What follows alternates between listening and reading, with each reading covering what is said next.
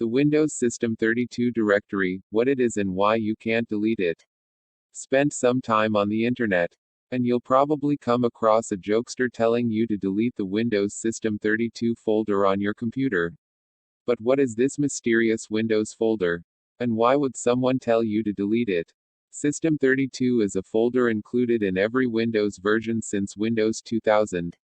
It's located at C Windows, System32 and includes all sorts of files and folders that are vital to keep Windows functioning properly. There are far too many files in System32 to discuss individually. Though a user on Symantec's forums has explained a lot of them if you're interested. In general, you can break the majority of System32's contents into two groups. DLL, Dynamic Link Library, files allow programs to access parts of Windows and perform standard tasks.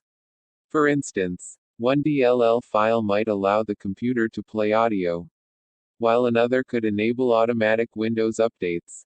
Many DLLs start as soon as you boot your computer. Windows couldn't start without them, which is why fixing DLL errors. Seeing MSVCP 140. BCRUNTIME 140.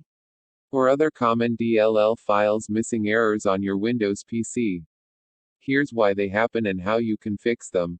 Executable files are software applications and utilities. You start an executable every time you open software like Word or Chrome. But the X files in System32 are more important, aside from Windows utilities like the Event Viewer, even tvwr.x. These include executables for vital task manager processes. Some Windows processes can freeze or crash your system if terminated. We'll show you which task manager processes you should leave alone. Aside from these, System32 also contains a drivers folder, the contents of which let your computer interface with various hardware, language files, and more. Despite the jokes online, deleting System32 isn't a one-click affair. Since it's a protected system folder, Windows will deny you access if you try to delete it. This is enough to deter inexperienced users from accidentally deleting the folder. However, if you're persistent, you can continue along your path of destruction. Taking ownership of the folder lets you attempt to delete it, but Windows blocks this again since it's actively using many files inside System32. To get around this, you could start deleting individual files inside System32, or use the command prompt for more efficient deletion. If you did this, Windows would let you delete files that weren't currently in use. If you proceed with deleting random files in System32, your computer will begin a slow collapse. Basic functions, like launching programs, searching via the Start menu, and opening Windows utilities won't work anymore since you deleted the files that they depend on. There's no single exciting moment where System32 goes bang, it crumbles over a short time instead. Depending on what you delete, you probably won't even be able to shut down your computer normally. Once you do a hard shutdown and reboot, you'll likely find that Windows won't boot without those critical DLLs. Obviously, your Windows installation is toast at this point. If you went this far, you'd have to reinstall Windows to get everything working properly again. Functions like System Restore would likely be ruined by your actions, so you'd have to reinstall from scratch.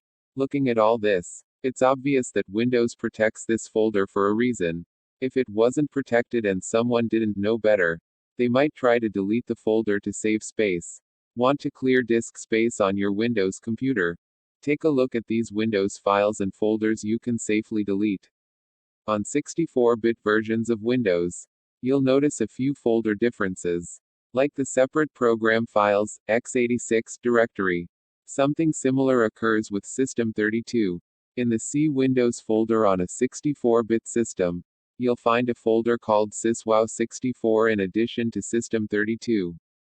Take a look, and you'll see that the two folders contain many files with identical names. Like program files, x86, Windows includes these two separate directories for compatibility with 32-bit programs. If a 32-bit program tried to load a 64-bit DLL, it would crash. But what's strange is that on 64-bit systems, System32 has 64-bit files.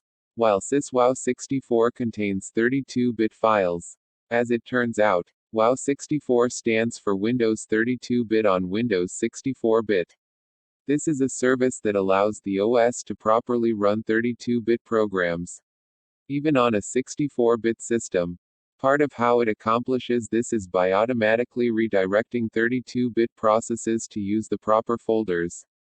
A 32-bit program, not even knowing that 64-bit software exists, will naturally try to access the System32 folder, but WoW redirects it to use the syswow64 instead. The same happens with program files.